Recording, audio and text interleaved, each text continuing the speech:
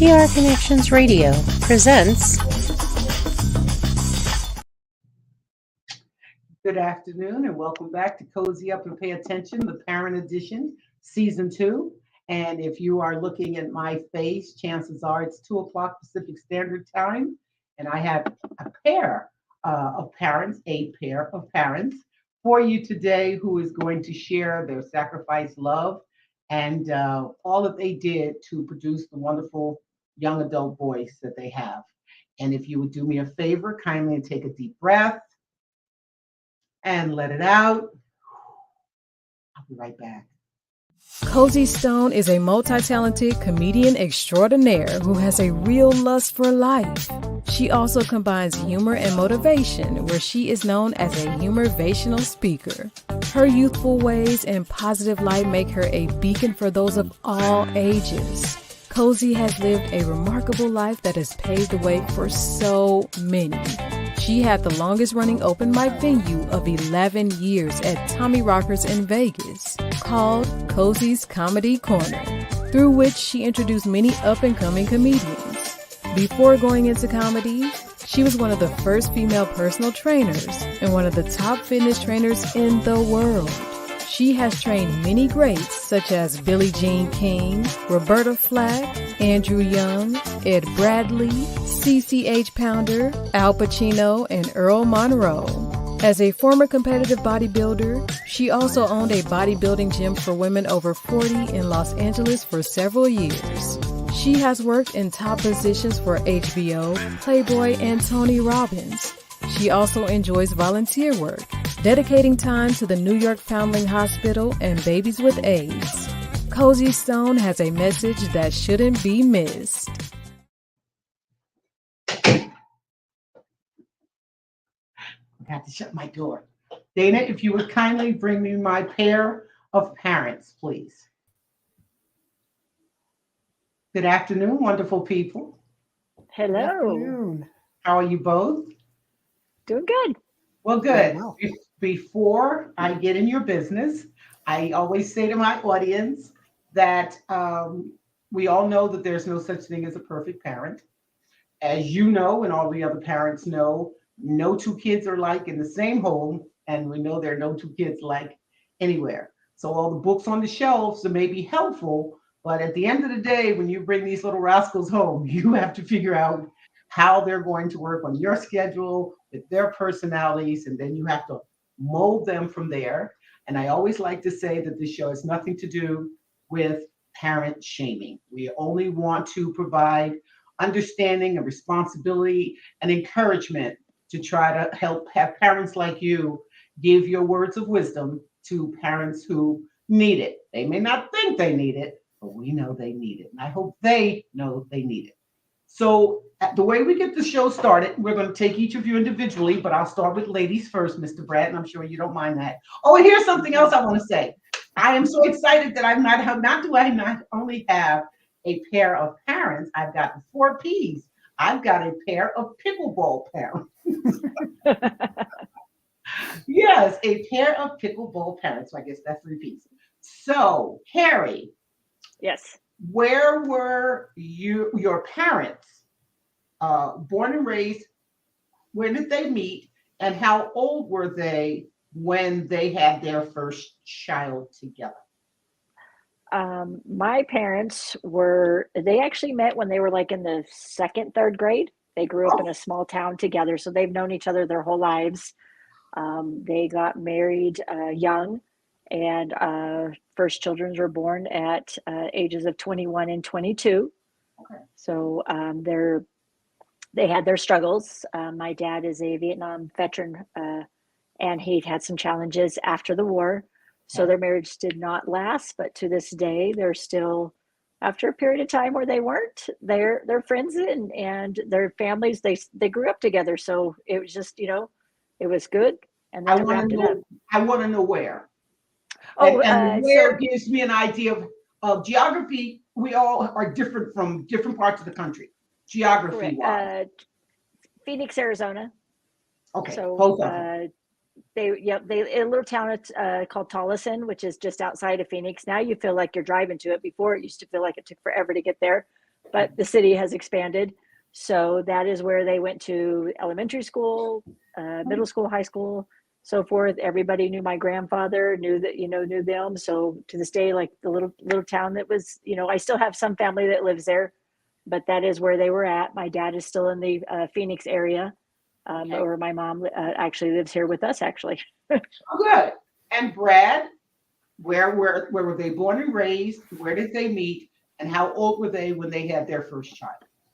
So my mom and dad, my mom is from Canada, so hence my hockey-loving background as well as pickleball. But yes, my mom is from Windsor, Ontario in Canada. My dad was from Louisville, Kentucky. My dad passed away 12 years ago, 13 years ago. Not very. You're really bad, honey, like 25 years ago? Well, okay, 25 years ago, yeah. But they met when my dad was working at Hollywood Ranch Market in Los Angeles. And my mother worked for a insurance company.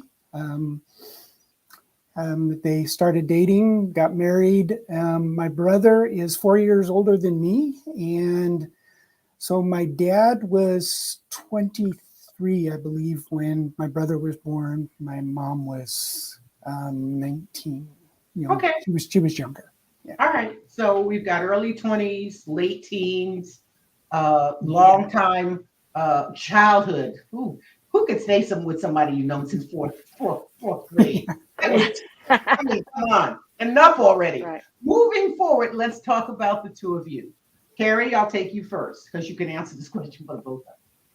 Oh, no. So let me back up. Were you also, Carrie, were you born in Phoenix? Yes. Yes, I was born in Phoenix, yes. Where did you meet Brad? In Vegas. We already lived in Vegas. We moved to Vegas when I started middle school. Funny enough, his family had moved to Vegas about the same time, but we didn't meet until after high school. A mutual friend introduced us. And how long did you date before you got married? A year and a half. And Brad, and how old were you when you had your first child? 23. Okay. See? So it's always parallel, not always. Most of the time it's parallel. Teenagers have teenagers, 20-year-olds have 20. I don't know how that works, but it just seems to work. 30-year-olds have 30-year-olds. So that's one of the reasons I asked the question. So individually, Carrie, when you first saw Brad, because you guys were a blind date or someone connected you or introduced you to one another? Right. Actually, a friend brought him over to meet me at our house. Funny enough, Brad was a field medic with the Navy, but with the Marine Corps. So he was Doc Scott. And I did a crazy slide-a-thon and got taken to the hospital as I placed 11th in the Wet and Wild slide-a-thon and was, kind of laid up and, swollen muscles and killed the nerve endings in my feet and all these wonderful things. And my friend was like, I'm going to bring Doc Scott over to say hi. And I was like, please don't. And sure enough, they showed up and wanted to bring him over to say hi. And I figured if you still wanted to call me at my worst, then maybe there was more to it. All right. So here's my question for both of you. Each and every one of us, when we meet whomever it is we spend time with, there's an attraction. And there are three things I usually ask, and if they're not one of those, you'll tell me. So Brad comes in the house, you're laid up because you hurt yourself. Was it his, and Brad, I'm going to ask you the same question. Was it his brains, his beauty, or his brawn? What was it that not only were you attracted to as you started dating him, and obviously you did, you said, I could see myself married to him and I could see myself having kids. What were one of those qualities or those characteristics that first attracted you to Brad? Probably initial attraction, I'd say his eyes always drew me in from the start. So there was initial that, but just to have complete conversation and over everything and nothing all at the same time, where it just feels effortlessly. And that's how it was in the beginning. We could be talking about what we did for the day or the food or just, what was going on in the world. And it was just very effortless. It wasn't like you had to come up with conversation, or if there was silent, it wasn't uncomfortable. Wow. So Brad, brains, beauty, or brawn? Or was it her swollen knee that Well, in honesty, it's really a good combination of all of those things. She had just done a slide-a-thon, so I know she was a very, very much a fighter and a struggler and wanted to get through things. Beauty is always been a strong suit of Carrie's, and she has brains too. She's a very smart cookie, and I appreciate all of those things. She was very well-rounded. And like she said, our conversations, we could just sit and talk for hours with each other about nothing and everything all at the same time. Well, again, the couples that I've had, I believe today is the 46th show. So I get to compare the couples and people have been on here. But when I ask that question as a rule, beauty, brains, or brawn, the ones that encompasses all three of those are couples that have withstood the test of time. Because as a rule, and we know this, beauty, first of all, fades. Brain doesn't. Brawn can fade. The body can change. But to have something in common on a intellectual level, as well as all of those things combined, is what, and I call that kismet, just fate. You were supposed to meet. So, okay, you met, you dated, you decided to get married. Obviously, you're going to build a family. And even with that, Carrie, when you were told, both of you, but Carrie's the one that carried it, Brad, in case you don't remember. When you were told that you were pregnant, was it fear or fantasy? Do you remember 20 some years ago how you felt? I think it's to start. It's a little bit of fantasy. You're excited, we were trying to get pregnant, so it just overwhelming excitement that you're pregnant, and then you're like, then it's we left. My dad is actually a twin, so it's a matter of, ooh, what if we have twins, and what will we this? Will it be boy? Will it be girl? So all of that is in the beginning. We surprised everybody with little things. We actually gave my mom a magnet that said world's best grandma, and she thought she was talking about our dog at the time because she used to dog sit for us, and we're like, no, we're pregnant. She was actually in the middle of planning her marriage. She was getting remarried, so we tell our oldest that you were at Nana and Pa's wedding as well, because I was several months pregnant at the wedding party. And so so we were really excited, but a couple months in, I did have a scare, and it turned into a high-risk pregnancy. So from there, it was just fear a little bit or a lot, and just a matter of, okay, now it's the tactics of, we need a healthy baby, and I need a healthy pregnancy, and I need to go to term. And that just changed our focus throughout things. You enjoyed stuff, but that was always there. And Brad, as a young man, did you grow up with the desire to be a family man, to be a husband and have children? Yeah, I think so. I think my outlook on life ahead, I really didn't always know what I wanted to be, but I did know I wanted to be a family man. I think that was a big part of what I wanted to be able to accomplish as an adult growing up. Well, and that makes the difference. I know, we'll always know people, men and women, who, as I call it, have oops babies. And, he never wanted to be a dad. Sometimes she never wanted to be a mom. And now this human being has been formed, and we in the world have to deal with sometimes those repercussions. So I had a person on here last week. He wanted to be the father. His dad wasn't. And 35 years later, married, and 4 daughters later, he accomplished his goal. So your parents lived here, and you came here with your parents, Carrie. Were your parents living in Vegas also, Brad? Yeah, both of my parents lived here in Vegas. So support-wise, and I'm looking over at my other screen about the juggling. That's why I put juggle on your bio. You had the support system of whom? Not just your parents, but who else helped you out? We have siblings here. Oh, So I have a brother and a sister that live here. okay. Brad's brother lives here. His dad actually had passed away before the boys were born. So they never got to meet him, but he had his mom. So Mhm. the kids in town have each two uncles, two aunts, and my mom and, my bonus dad was their grandparent here. So we had that. We have a lot of support of friends uh, and so forth. We do a lot, though, on our own. We don't Mhm. always call people. They were like, I actually get accused of, why don't you call me? Because I'm like, well, we set their schedules. We are the ones that signed them up for stuff. We're the one that needs to be responsible for that. And we enjoyed it. We enjoyed supporting them. We wanted them to know mom and dad were going to be there. And if we couldn't both be there, we divide and conquered. And one Right. was at So we're one and one was talking, at the yeah, other.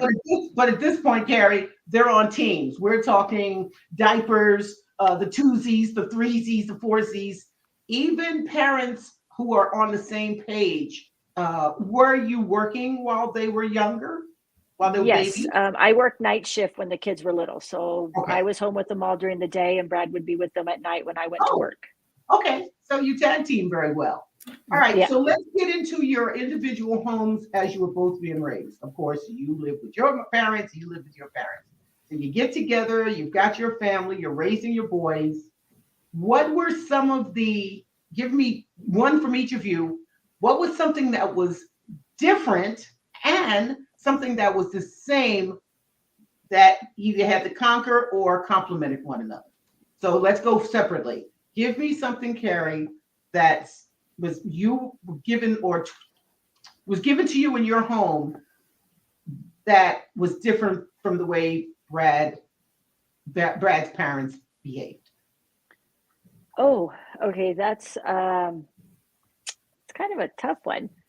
We Then give me moved. something. Then give me something that you both came into the party with the same thing, the same values, the same character, same morals. Something that you didn't have to think about because you had so Well, much in I common anyway. probably just, I mean, it's that whole you want to do better thing. Like I worked all through middle school, high school, and helped provide, and had to juggle both. I know Brad worked through school and joined the military after school to try to get college and stuff like that. So those were things that if we weren't there, there were struggles financially and stuff like that. And it's not that we're super great at ourselves, but we wanted to be able to provide where our kids had the stability to know that, hey, they could go off to college and that we're going to help them with that. And we want them to focus and finish. I didn't finish college because life got in the way. And Mhm. I wanted to try to make that better to have them help focus. So our oldest did graduate. Dalton's going into junior year. The oldest is in grad school. We still all have struggles, Mhm. but I just pushed to strive to try to have them reach their goals so that to make it just a little bit easier than what we had it. Okay, Brad, as the father of two boys, what were one or two things that your father said to you to make you the wonderful, strong, supportive husband and father and friend that you are today, that you have passed down to your boys? I think with my dad really wasn't a big, hugger. Let's all get a lot of love around each other. And I think I kind of am that way with both of my boys too. I want them to know that not only am I there in a physical presence, I'm there emotionally for them as well. And I think that was a big difference from me growing up. I looked up to my dad, but it wasn't I don't think he had a huge impact or influence on the man that I became today. Right. Well, you're talking the emotional, and Yeah, and I yeah, and right. and I think it's a generation thing because Yeah. I've had more men say that than not. Mhm. So that was good. So when Dalton met me and I squeezed the dickens out of his 2.4 self, he was ready for it. Like, oh no. All right. So Yeah. let's get to your questions. The first question is, and I'm going to cut it down to two since it's both of you. One of you each give me something that you consider before becoming a parent, one thing that you considered, Carrie, before you became a parent. Even before, listen, even before you got pregnant, because you knew you wanted to have babies. Right. Even What before we was, got pregnant, I want to say something we considered and we talked about numerous times would be um, basically the roof over our head.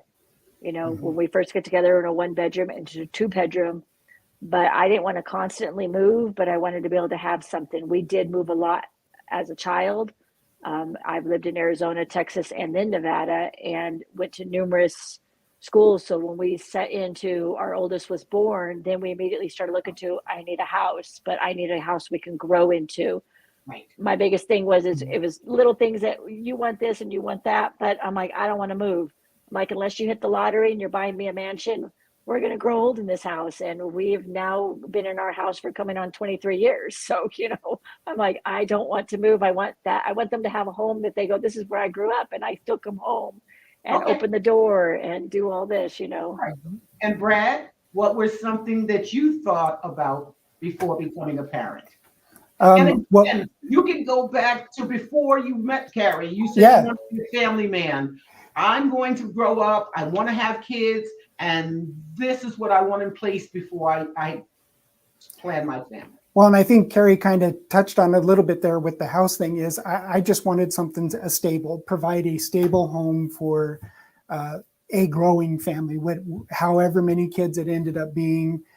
When we did start dating and she had the family history of twins on her side of the family, of course, we've had discussions about that. Was Okay. that going to come into play in our life? And when we started to try to have kids. So in the back of my mind, it was always there, it might be a one and done. I can get the whole family in one shot here. Or, maybe we'll have it over a couple of years, which, Okay. is what we ended up doing. And I think we're very happy with both of the boys that we ended up raising together. I think you're Yeah. very happy with them too. The next question, your next question that you chose or Carrie chose, and I know, well, I don't know anything. Did you attend parent teacher meetings? And then, of course, the question is tell us why that was important. Yes, we Carrie, attended all the parent teacher meetings. and tell And us I why feel it's that was important important. because we both needed to go there and, learn about what's going on with our child while they're in school and to show our child that, I'm always saying that it lets people know it matters to us. Mhm. That teacher's going to know we care what's going on with our child at school and we're both going to show up. We're not, phoning it in. We're not this or that. We're going to show up. We both volunteered at the school as well. So, we Yeah. tried to do as many activities with the boys as possible at the school. I chaperoned on trips that we went on for the school. And we got to know the teachers. And in fact, we're still close friends with one of Dalton's teachers that we stay in contact with, and really one of Brody's as well. So it's, because we were so involved in what they were doing in their school life, the teachers tended to um, share information with us and get to know us a little bit better outside of school as well. Sure. If the teachers know you care, they'll even care more, especially not to, in my day, I think all the teachers cared, all my teachers cared. And yes, my mom did. But in today, and you're still much younger than I am, it is important. I don't know if you've seen some of these teachers. I was doing motivational speaking in the schools for a while. They're quite unique. And Right. the first time I walked into a Clark County school, I am not kidding you. I couldn't shut my mouth when I looked at what they looked like. Yeah. I said to the principal, is that a teacher? And I'd see another one, is that a teacher? Now, someone could say, well, Cozy, it doesn't matter what they look like. Yeah, it does. I'm entitled. It's my show. It does. But moving forward, your next question is, and you guys can figure out who takes this one or maybe both. Do your children have, I got to say this correctly, more of your qualities or your partners? So let me rephrase the question. Which one of your qualities does which kid have the most of? Does I'm going Dalton have more of to your qualities, and does your other son have his? My oldest is a mini me personality, true Okay. and true. He will be, it's strong minded. He'll speak his mind, but at the same time, he'll kind of be quiet, reserved, and he'll very much observe what's going on. But he is my mini me. Dalton is a true mixture of both of us, I feel. Okay. At the same time, I do believe in the stars and their things. Dalton's a Taurus, and he's very much that. But he does have that strong speak your mind stuff. I will say, as far as when things don't go his way, and maybe he loses his temper a little quicker than that's very much all his dad. Oh, poor Brad. No, Oh, she's right though. She's oh, right. really? It's that short temper thing. Dalton and I definitely have associated together, but I think our likes and dislikes are very similar as well. Okay. So you see, I had I think it was my first parents, and they had twin girls, and definitively, one girl had the dad's personality, and the other one had the mom. Nothing in the middle. Yeah. So that's why I like none of many reasons I like to have the parents on here, and I like that question. Let's get to your next question, which is, what did you do to encourage success? And some of the examples are chores, social skills, educational expectations, or developing good relationships. Carrie, take one and tell me which one that you want. We kind of did all of them, but socializing and chores, very much. Our thing was, and I actually got that from my pediatrician. They were like, have them do stuff. They're young. And so our thing was, is if we want to do things, you need to do things. I'm like, sure, I can stay home and clean the house and do all the laundry, but then I don't have time to go to baseball and to here and the play dates and all that stuff. But if you help mom and we all get it done together as a family, then we can all go do stuff as a family. So it was kind of like an intermix of, you had responsibilities, guidelines, chores, and then we could help socialize and then do the stuff that you want to do. It's called teamwork, Correct. right? Where That's else right. can you develop teamwork better than in a home raising children? Right. Right? And as you said, and you gave them a motivation. You want to do this. Real quick, I had another buddy on here. He had a board and he would write all the chores out. So it was right there in the front of their faces. So he said on the weekends when they wanted to go to the beach, he's in California. He said in all of their life, one just graduated high school last weekend, the other one just graduated college. So there you have how far advanced he is. And it was only 2 times, he said, while raising them, that it came time to go to the beach. And he looked at him and said, chores aren't done. And that's all it took. And his daughter's oldest. And so she led the brother followed her. He said, I never, ever had to ask him again. There it is. You know what to do. And so good for you. Parents out there, stop picking up their clothes. Teach them how to use the laundry. The vacuum cleaner just plugs in and turns on. I had someone this weekend was babysitting his nephew and nieces and taught his 10-year-old how to use the washing machine. He's intelligent as heck. He can read the buttons. It is important. Now they're out of your house. They're in college. Even if they get a sloppy roommate, their side of the room will be neat, right? Right. When they come back home, they're not throwing their stuff and demanding that your job is to raise them and not to take care of them for the rest of their lives, right? Right. That's what responsible adults are. Good for you. Let's get to your last question, which is individually. Carrie, take it away. Tell me what makes you happy as a parent. Watching my boys do what they do best, like watching them shine. When Dalton's taking pictures and doing his thing, I'm filled with pride and joy. When he's on the courts, I'm filled with pride and joy. Our other son is a musician and composes. And when he sends me a link to projects he's worked on, or when I get to go see his performance, I'm that mom that's still crying at their performances, saying hello, saying goodbye. Everyone goes, did you cry? Yes, I cried. I'm tearing up thinking about it. So yes, I cry because they make me proud and that brings me joy. And Brad, what Absolutely. makes you happy as a parent? Seeing them succeed in doing what they want to do. It brings joy in my heart when they get to do the things that they want to do and they enjoy doing them. I hope for them that they get into careers and get into hobbies that fulfill their lives and make them happy in what they're doing each and every day. And when they're happy, we're happy. And I would think having children and watching them, taking them from the womb to college, all of those years, all of what it entails, and then at the end of the day, which is what this show is about, producing. Not if you didn't produce just a kid, you produced a responsible adult for society. Yes.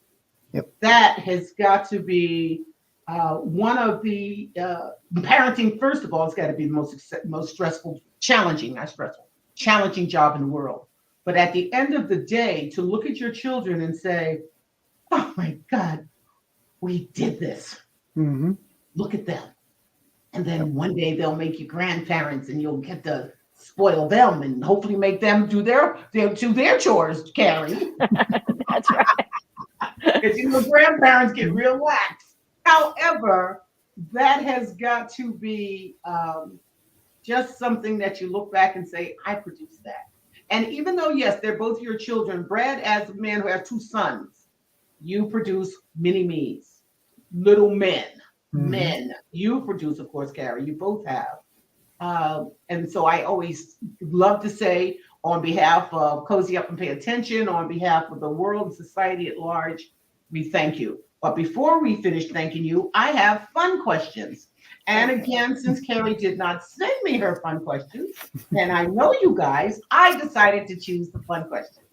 So Carrie's fun question is, and you can figure out which animals, by the way. If you could ask your pet, you pick a pet because Brad told me you have a bunch of them, 3 questions, what would they be? And if you're going to pick different animals, tell me what animal it is and what the question is. So I'm going to ask my pet 3 questions. But I know you have different pets. So Right. the snake, the dogs, what else was it, Brad? Well, we got 3 dogs in the house, 2 turtles, a gecko, and a snake. All right. So you get 3 questions. You can ask the dogs, the gecko, the snake, or the whatever. I guess if I was going to ask questions, it's questions I already asked. My big dog Duke is just kind of what's he thinking when he's just barking randomly? What is he chasing when he is running around the house frantically and you see nothing? And, he's got the zoomies. Is he really comfortable when he is all twisted up, legs up, tongue hanging out, laying on his back out cold to sleep? Because he does not look comfortable, but he's hanging all out. So okay. And then Brad, I chose for you.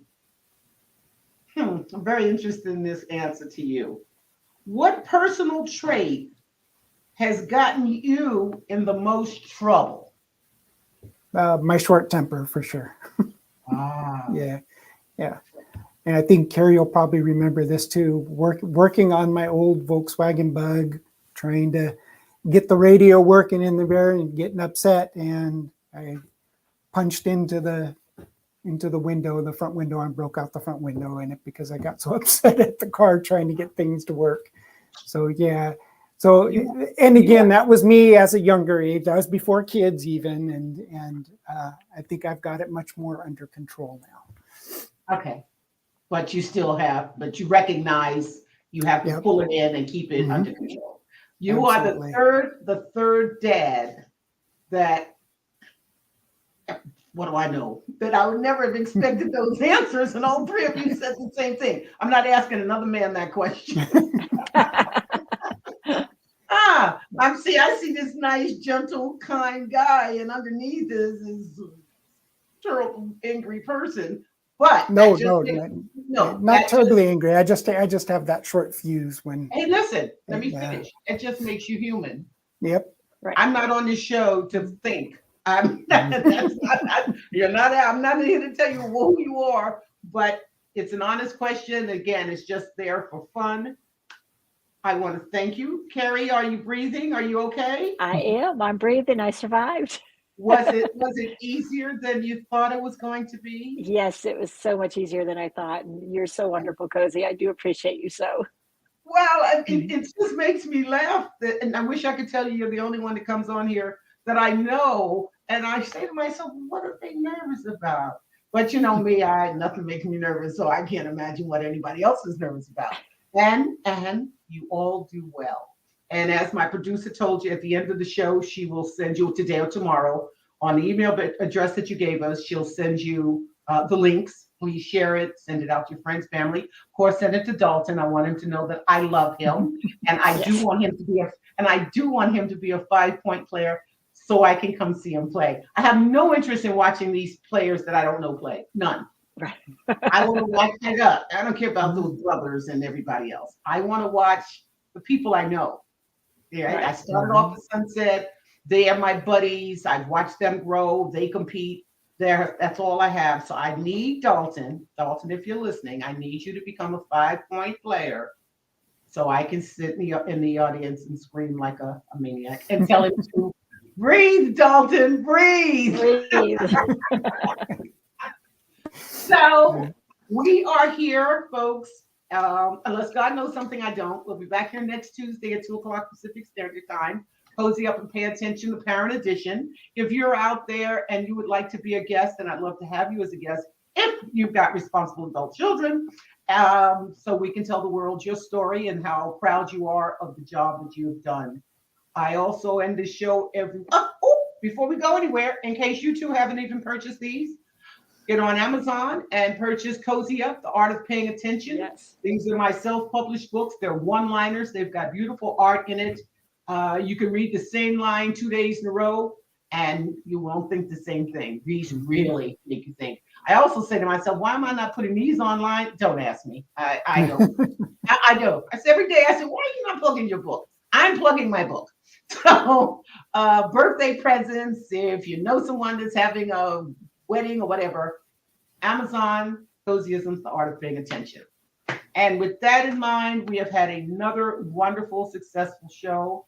From the bottom of my heart, I thank you. I'm glad you found time for me, because the reality is I was going to come out in the park and snatch you up, Carrie. So is she going to make me come to the park and get her? And